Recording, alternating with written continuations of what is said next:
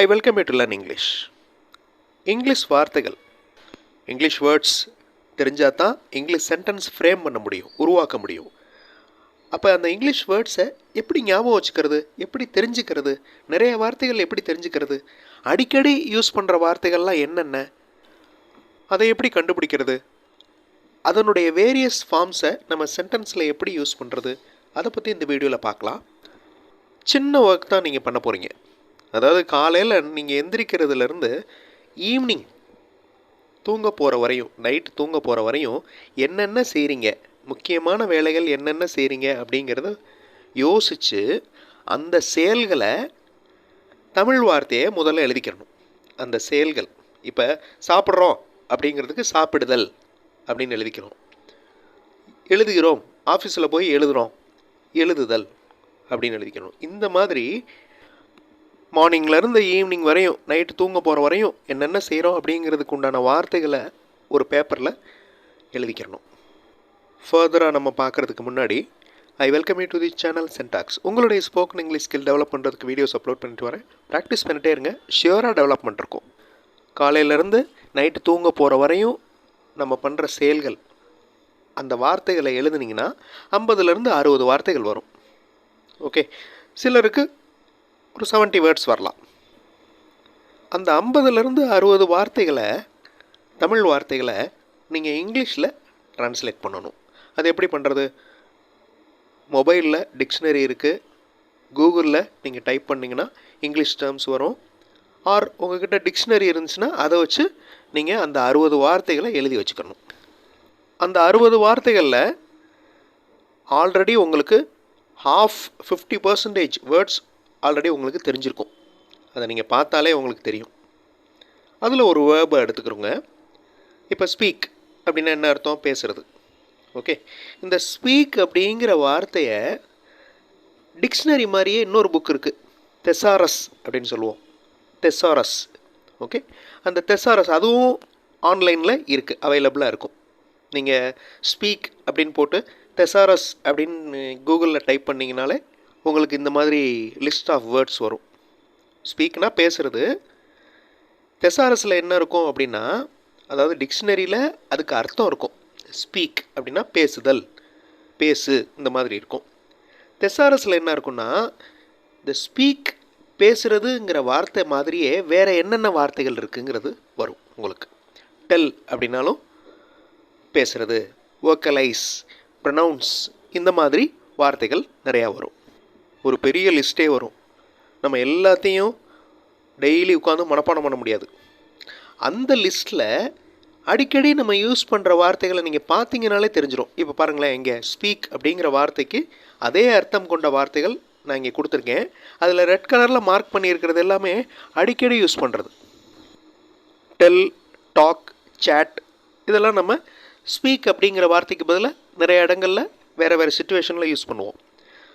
மற்ற வார்த்தைகள் பாருங்கள், அதுலேயுமே எக்ஸ்ப்ரெஸ், லெக்சர், அட்ரஸ், அட்டர், இந்த மாதிரி வார்த்தைகளும் சில இடங்களில் யூஸ் ஆகும். ஸோ உங்களுக்கு தெரிய வேண்டியது முக்கியமான வார்த்தைகள், அடிக்கடி யூஸ் பண்ணுற வேர்ட்ஸ் மட்டும்தான். ஸோ இந்த ஸ்பீக்குக்கு பதிலாக டெல், டாக், சேட், இந்த 4 வார்த்தைகளையும் நீங்கள் தெரிஞ்சுக்கலாம். இந்த மாதிரி நிறைய வேர்ப்ஸ் இருக்குது. நம்ம கேஷுவலாக ரொம்ப சாதாரணமாக யூஸ் பண்ணுற வேர்ப்ஸுக்கு நீங்கள் தெசாரஸில் பார்த்தீங்கன்னா நிறைய வார்த்தைகள் வரும். அதிலிருந்து நீங்கள் நிறைய வார்த்தைகள் தெரிஞ்சுக்கலாம். நம்ம கேஷுவலாக யூஸ் பண்ணுற வார்த்தைகள் உள்ளேயும் இருக்கும். இப்போ ஸ்க்ரீனில் தெரிகிற வார்த்தைகள் பாருங்கள், படித்து பாருங்கள். எல்லா வார்த்தைகளுக்கும் உங்களுக்கு மீனிங் தெரியும், கண்டிப்பாக தெரிஞ்சிருக்கும். ஓகே, ஸோ மீனிங்கை ஃபஸ்ட்டு தெரிஞ்சுக்கிறணும் டிக்ஷனரி யூஸ் பண்ணி. அதுக்கப்புறம் என்ன செய்யணும்? இந்த வார்த்தைகள் எல்லாமே வேர்ப்ஸ், வேலையை குறிக்கும் வார்த்தைகள். இந்த வேர்ப்ஸோட பாஸ்ட் டென்ஸ் தெரிஞ்சுக்கிறணும், பாஸ்ட் பார்ட்டிசிபிள் தெரிஞ்சுக்கிறணும். இதுவும் ஆன்லைன் மூலமாக நம்ம தெரிஞ்சுக்கலாம். இல்லை டிக்ஷனரி, நல்ல டிக்ஷனரி இருந்துச்சுன்னா அது மூலமாக தெரிஞ்சுக்கலாம். இப்போ ஸ்பீக் அப்படிங்கிற வார்த்தையுடைய past tense spoke, past participle spoken, talk, talked, talked, tell, told, told. இந்த மாதிரி ஒவ்வொரு வேர்புக்கும் simple past tense, past participle ரெண்டும் கண்டிப்பாக தெரிஞ்சிருக்கணும். இப்போ நம்ம காலையிலேருந்து நைட் வரையும் பயன்படுத்துகிற வார்த்தைகளை எழுதி வச்சுருக்கோம்ல, 60 வேர்ட்ஸ். அந்த 60 வேர்ட்ஸோட பாஸ்ட் டென்ஸ், பாஸ்ட் பார்ட்டிசிபிள் தெரிஞ்சுக்கணும். அது ரொம்ப ஈஸி. நீங்கள் ஒரு தடவை லிஸ்ட் அவுட் பண்ணிட்டீங்கன்னா ஈஸியாக உங்களால் மனப்பாடம் பண்ண முடியும். டெய்லி நம்மளுக்கு ஃப்ரீ டைம் கிடைக்கிறத பொறுத்து ஒவ்வொரு வார்த்தையாக எடுத்து அதை சென்டென்ஸாக ஃப்ரேம் பண்ணி பார்க்கணும், எல்லா டென்ஸ்லையும். ஓகே, அதாவது ஃபார் எக்ஸாம்பிள் முதல்ல ப்ரெசன்ட் டென்ஸ்லேயே ஆரம்பிங்க. இப்போ ஸ்பீக் அப்படிங்கிற வார்த்தையை வச்சு I speak English, I speak to him, I speak loudly, இந்த மாதிரி சென்டென்ஸ் நீங்கள் ஃப்ரேம் பண்ணணும். அதில் தப்பு இருந்தாலும் பரவாயில்ல, சென்டென்சஸ் ஃப்ரேம் பண்ணணும். அந்த தப்பு இருக்கா என்ன அப்படிங்கிறத நல்லா இங்கிலீஷ் தெரிஞ்ச ஒருத்தட்ட காமிச்சு அதை திருத்திக்கணும். அதுக்கப்புறம் சிம்பிள் ப்ரெசன்ட் டென்ஸ் ரூல்ஸ் என்ன அப்படிங்கிறத தெரிஞ்சுக்கணும். பாஸ்ட் டென்ஸ் ரூல் என்ன, பாஸ்ட் பார்ட்டிசிபிள் ரூல் என்னன்னு தெரிஞ்சுக்கணும். இப்போ சிம்பிள் ப்ரெசன்ட் டென்ஸ் ரூல் என்ன நான் நிறைய வீடியோஸில் சொல்லியிருக்கேன். அதாவது சிங்குலர் சப்ஜெக்ட் வந்துச்சுன்னா வேர்போட எஸ் ஆட் பண்ணணும். இந்த இடத்துல அந்த சென்டென்ஸ் பாருங்கள், ஹீ டெல்ஸ் அப்படிங்கிறது ஒரு வாக்கியம். இதில் டெல் அப்படிங்கன்னா என்ன அர்த்தம்? சொல்கிறது. டெல்ஸ் அப்படின்னு எஸ் ஆட் பண்ணியிருக்கோமா? ஏன் ஆட் பண்ணியிருக்கோம்? முன்னாடி ஹீ அப்படின்னு ஒருமை இருக்குது. ஓகே, இது முக்கியமான ப்ரெசன்ட் டென்ஸ் ரூல். அதாவது ஹீ, ஷீ, இட் இந்த மாதிரி ஒருமை வந்துச்சுன்னா வேர்போட எஸ் இல்லைன்னா இஎஸ் ஆட் பண்ணணும். இது ஒரு முக்கியமான ரூல். இதை எப்போவும் ஞாபகம் வச்சுக்கணும். He speaks, she tells, it runs, baby smiles எல்லாமே பாருங்கள் அந்த சப்ஜெக்ட் வந்து, அதாவது சப்ஜெக்ட்னா என்ன? ஒரு வாக்கியத்தின் முதன்மை. அது யார், அந்த செயலை யார் பண்ணுறா அப்படிங்கிறது தான் சப்ஜெக்ட். ஸோ இங்கே எல்லாமே சிங்குலர், அதனால் வேர்போட எஸ் ஆட் பண்ணியிருக்கோம். ஓகே, ஒருமை வந்துச்சுன்னா வேர்போட எஸ் ஆட் பண்ணணும், பன்மை வந்துச்சுன்னா வேர்போட எஸ் ஆட் பண்ணக்கூடாது, அப்படியே யூஸ் பண்ணணும். சிம்பிள் ப்ரெசன்ட் டென்ஸோட முக்கியமான ரூல் எப்போவுமே ஞாபகம் வச்சுக்கணும், ரொம்ப ரொம்ப important. He tells, we tell. We அப்படின்னா என்னது? நாம். அப்போ நாம்னா பன்மை, ப்ளூரல் வந்துடுது, அதனால் வெறும் வேர்பை மட்டும் யூஸ் பண்ணியிருக்கோம். ஓகே, வேறு என்னென்ன வார்த்தைகள் ப்ளூரலில் இருக்குது? யூ, தே, இது எல்லாமே ப்ளூரல் ஃபார்ம்ஸ். இந்த ரூலை அப்ளை பண்ணி இங்கே இருக்கிற வார்த்தைகள் எல்லாத்துக்கும் நீங்கள் சென்டென்ஸ் ஃப்ரேம் பண்ணணும். அதுவே ஒரு முக்கியமான exercise. Simple present tense sentences எழுதி முடிச்சுட்டு பாஸ்ட் டென்ஸ் எழுதணும். இந்த இடத்துல பாஸ்ட் டென்ஸ் இருக்கிற சென்டென்ஸ் எது? The students wrote poems yesterday, அது வந்து பாஸ்ட் டென்ஸ்.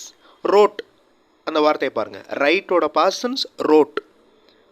ஓகே, அடுத்ததில் பாருங்கள் ஃப்யூச்சர் டென்ஸ் இருக்குது பாருங்கள். வில், ஷால் வந்துச்சுனால future tense. We will go to park next week. Park, PARK, அந்த ஸ்பெல்லிங்கை திருத்தி வச்சுக்கோங்க, டைப்பிங் எரர். ஸோ இது வந்து சிம்பிள் ஃப்யூச்சர் டென்ஸ். நிறைய வாக்கியங்கள் எழுத அதில் நிறைய மிஸ்டேக்ஸ் விடுவோம், கிராமர் மிஸ்டேக் விடுவோம். இப்போ இதில் பாருங்களேன், they go to temple correct, they went to temple correct, past tense. They go to temple simple present tense. They gone to temple அப்படி எழுதுவோம். அப்போ அந்த இங்கிலீஷ் தெரிஞ்சவங்ககிட்ட நீங்கள் காமிக்கிறப்ப அது அவங்க தப்பு, அந்த இடத்துல ஹேஸ், ஹாவ் வரணும், ப்ளூரலாக இருந்தால் ஹேவ் வரணும், இந்த மாதிரி சொல்லுவாங்க. அந்த ரூல்ஸை நீங்கள் ஞாபகம் வச்சுக்கணும். நெக்ஸ்ட்டு வேர்புக்கு அடுத்து adjectives. So daily 10 verbs, daily 10 adjectives, அதை வச்சு ஃப்ரேம் பண்ணணும், சென்டென்சஸ் ஃப்ரேம் பண்ணணும், ப்ராக்டிஸ் பண்ணணும். அந்த சென்டென்சஸை சத்தமாக சொல்லணும், நீங்கள் சொல்கிறது உங்களுக்கு கேட்கணும். அந்த மாதிரி லவுடராக அந்த சென்டென்சஸை வாசிக்கணும். வேர்ப்ஸ் மாதிரியே அட்ஜெக்டிவ்ஸும் ரொம்ப இம்பார்ட்டண்ட்.